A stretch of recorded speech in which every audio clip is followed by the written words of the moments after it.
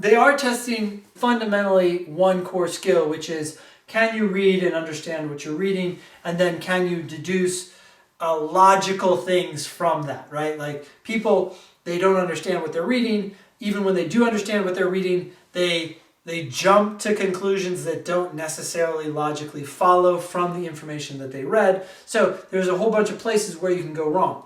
That said, reading comp, logical reasoning, and games are all testing that skill in a different way.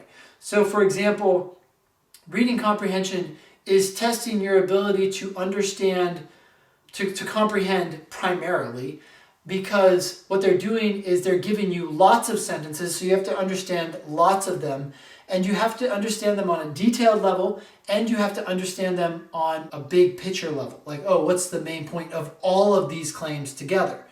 That's not really tested in logical reasoning. And so that makes reading comp harder.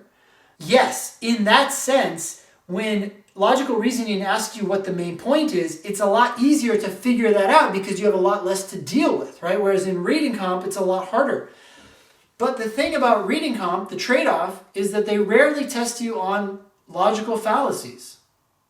They just say, hey, here's a bunch of information, tell me what must be true. And in fact, most questions in reading comp are either asking you about the structure, what's the main point, or what's the primary purpose, or what must be true, which are essentially top-down questions.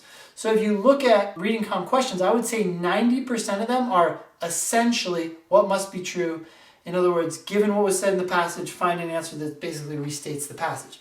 Logical reasoning, on the other hand, is requiring you to analyze why the conclusion doesn't follow,